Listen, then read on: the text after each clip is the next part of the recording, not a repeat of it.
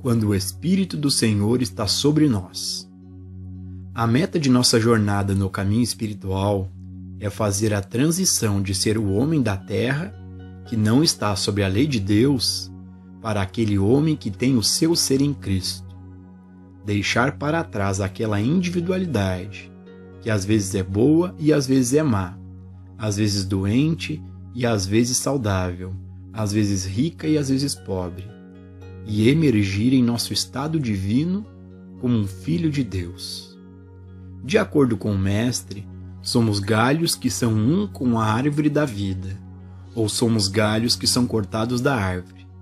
Se somos galhos cortados, estamos murchando e morrendo, mas se estamos conectados com o tronco, então somos um com a árvore inteira, e tudo que a constitui, descendo até as raízes e subindo através das raízes.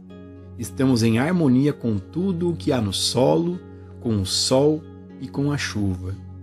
Tudo que penetra no solo sobe pelas raízes, alimenta toda a árvore e depois produz os frutos. O caminho de volta à casa do Pai. Cada problema que enfrentamos decorre de uma separação de nossa fonte. E até que estejamos mais uma vez unidos a essa fonte, os problemas continuarão a ocorrer em nossas mentes e corpos. Tanto a mente quanto o corpo precisam ser alimentados. Durante séculos foi considerado suficiente alimentar o corpo e mantê-lo com alimentos, remédios e ar fresco. Mas, nos últimos 100 anos, foi descoberto que precisamos de algo mais do que isso. E assim foram feitas tentativas para ensinar as pessoas a preencher suas mentes com pensamentos de natureza positiva, pressupondo que o corpo, por sua vez, responderia a essa abordagem da vida. Mas, se não formos alimentados pelo Espírito, todo o alimento material que podemos colocar em nosso sistema não nos alimentará adequadamente. Nem todo o alimento mental com que preenchamos nossa mente nos dará nutrição adequada. Como seres humanos, não temos contato com nossa alma ou fonte, e é apenas quando começamos a prática da meditação que encontramos nosso caminho de volta para a casa do Pai. A história do filho pródigo, se não for corretamente entendida, pode indicar que a jornada de volta para a casa do Pai foi meramente um ato físico, e isso não é verdade. O banquete com os porcos é nada mais nada menos que a vida que vivemos dia a dia, separados e à parte de Deus. E o retorno à casa do Pai é uma jornada que deve ser percorrida, não indo a qualquer lugar fisicamente, mas por um ato de consciência. Este ato de consciência não pode ocorrer até que haja o reconhecimento de que temos vagado em um país distante, em uma terra de fisicalidade e mentalidade, e que é necessário fazermos a viagem de volta para a casa do Pai, uma jornada que se realiza dentro de nós mesmos, como uma atividade da consciência. Essa atividade da consciência é a meditação. Praticar, praticar, praticar. Quando meditamos, embora no início possa parecer que nada está acontecendo, desde a primeira vez que fazemos o esforço, uma agitação interior acontece, embora possa ser tão leve a ponto de ser imperceptível. É muito parecido como ter aulas de piano e praticar diligentemente por meia hora ou uma hora. E então, no final desse tempo, quando descobrimos que não podemos tocar piano, pensamos que nada aconteceu. Mesmo no segundo ou terceiro dia, podemos não observar nenhum progresso notável. Se, entretanto, persistirmos por 60, 90 ou 120 dias, podemos ver o progresso que fizemos, progresso que vem acontecendo desde aquele primeiro dia. O mesmo ocorre com a meditação. Podemos meditar muitas vezes ao dia e, no final do mês, sentir que não fizemos nenhum progresso visível.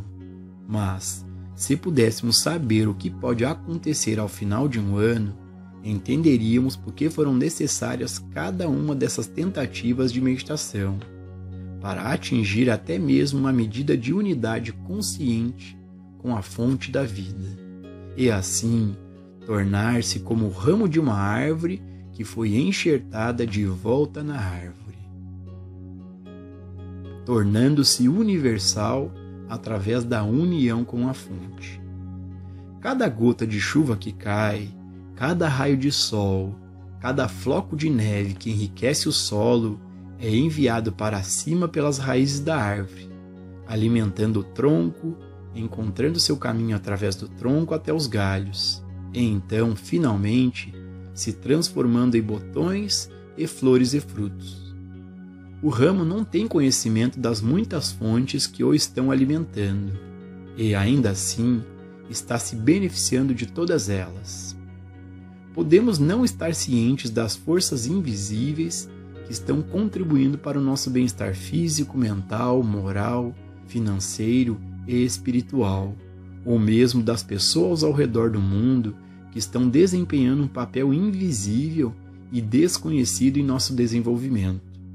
Mas assim como tudo que é puxado pelo tronco da árvore de qualquer fonte ajuda a alimentar cada ramo individual, também esta unidade com Deus, alcançada através da meditação, constitui a nossa unidade com todo o ser e ideia espiritual, com toda a atividade espiritual, com toda a substância espiritual e com toda a lei espiritual.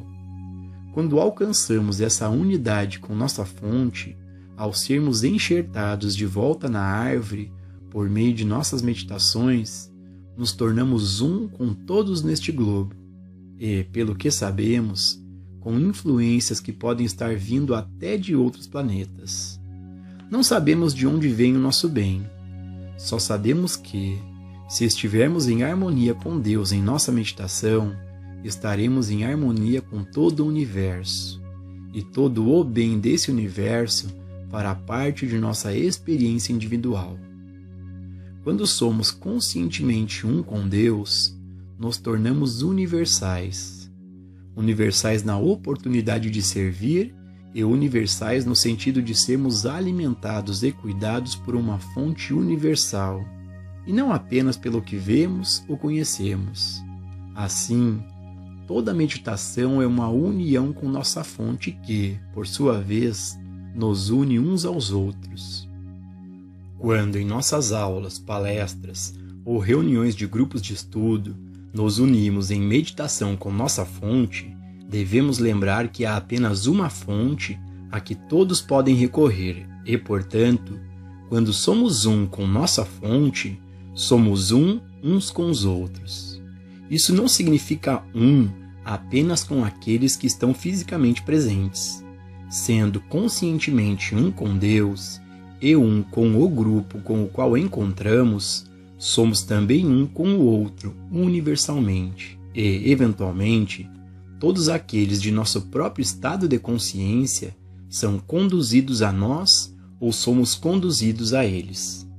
Onde quer que estejam no tempo e no espaço, nós os encontraremos, e onde quer que estejamos no tempo ou no espaço, eles nos encontrarão e haverá a oportunidade mútua de compartilhar espiritualmente. Podemos não encontrar pessoalmente todas aquelas pessoas que estão em nosso próprio estado de consciência, nem conheceremos aquelas que são beneficiadas por nossas meditações. Porque, quando essa unidade com nossa fonte é alcançada em nossa meditação, não sabemos quem, em nosso próprio nível espiritual, pode estar em qualquer parte do mundo que também esteja sintonizado com sua fonte, e assim faz contato com o estado de consciência que nós somos. Muitas vezes é relatado que alguém foi milagrosamente curado de uma coisa ou outra. Não havia razão aparente para a sua cura, simplesmente aconteceu, e ele pode nunca descobrir o porquê, nem perceber que, em sua condição extrema, voltou-se para dentro de si e tocou a consciência de alguém, em algum lugar, que também estava em contato com o Pai. desdobrando experiências espirituais. Na literatura mística, há relatos de incontáveis homens que alcançaram o estado místico de unidade consciente com Deus. Com a ajuda das Escrituras e com as revelações dos místicos, é possível embarcar em um programa de vida espiritual individual, de estudo, meditação e prática, até que nos encontremos experimentando alguma medida da cristandade. Não entramos em nossa cristandade apenas em um momento, embora tenhamos experiências místicas durante as quais podemos experimentá-la em sua plenitude. Entretanto, essas são experiências momentâneas, após as quais voltamos à Terra novamente e vivemos com apenas uma pequena medida de discernimento espiritual, enquanto temos a lembrança da experiência em sua totalidade na memória. Conforme os alunos persistem em seu estudo, meditação e busca de instrução, essas experiências espirituais ocorrem com mais frequência, são de maior duração e, eventualmente, muitos alunos entram em uma fase da consciência em que o Espírito está sobre eles, e eles estão mais ou menos continuamente no Espírito, embora nem sempre no mesmo grau. Em outras palavras, eles nunca estão completamente fora do Espírito, mas, por outro lado, raramente podem viver na medida completa da realização espiritual. Vivendo pelo Espírito. Por meio da prática da meditação contemplativa, incorporamos a sabedoria das Escrituras. Esta contemplação, ou reflexão sobre a verdade, entretanto, não é a meditação real, mas apenas um passo que conduz à experiência plena da meditação. A primeira parte de uma meditação contemplativa é a contemplação da verdade, e a segunda parte é ouvir uma resposta do Pai interior. O Espírito de Deus já está dentro de nós e habita em nós, mas não traz propósito nem benefício algum até que nos tornemos conscientes de sua presença. Exatamente como se estivéssemos herdado $100.000, mas se não tivéssemos conhecimento de nossa herança, o dinheiro não teria nenhuma utilidade para nós. Nós o temos, nós o possuímos, temos o título dele, mas não tem valor porque não o conhecemos. Uma vez informados que estes $100.000 são nossos, aceitamos e utilizamos, fazemos o que quisermos com eles. O mesmo ocorre com o Espírito de Deus. O Espírito de Deus habita em nós, mas até que saibamos que ele habita e até que tenhamos consciência dele, ele não pode dar frutos em nossa experiência. A partir do momento em que tivermos a primeira experiência consciente de perceber que existe uma presença dentro de nós, ela nos guiará para a revelação plena e completa da verdade. Se continuarmos nos voltando para ela dentro, no silêncio, de uma forma ou de outra, ela, a presença, começará a ser conhecida. Ela começará a se identificar, e uma vez que tenhamos sido tocados por ela, se continuarmos nos voltando para ela fielmente, seremos conduzidos à sua plenitude. Mas o Consolador, que é o Espírito Santo, a quem o Pai enviará em meu nome, ele vos ensinará todas as coisas. A vida, depois que o Espírito de Deus está sobre nós, é muito diferente de viver como um pedaço de barro da mortalidade. Nossa grande preocupação agora não é com nós mesmos, mas que este Espírito de Deus em nós seja uma bênção para o mundo e para todos que vierem a nosso mundo. Somente quando este Espírito está em nós é que realmente vivemos. A vida então é vivida não pela força e nem pelo poder, mas pelo meu Espírito. Pai, contemplo tua graça e tua vontade para que teu Espírito possa me visitar e para que eu seja dotado do alto por teu Espírito, não por minha sabedoria, não por meu árduo trabalho, mas por teu Espírito. É o Espírito que vivifica, a carne para nada se aproveita. As palavras que eu vos disse são espírito e são vida. Quando o Espírito de Deus habita em nós, é a palavra de Deus que vive até o nosso corpo, porque então não é o seu corpo ou o meu corpo, é o corpo de Deus. Deixado por si mesmo, este corpo não pode fazer nada e não vai a lugar algum. É o estado de consciência do indivíduo que governa toda a atividade e funcionamento do corpo. Do ponto de vista humano, podemos usar o corpo para propósitos bons ou maus, mas, quando o Espírito de Deus habita em nós, não podemos mais usar o corpo para qualquer propósito.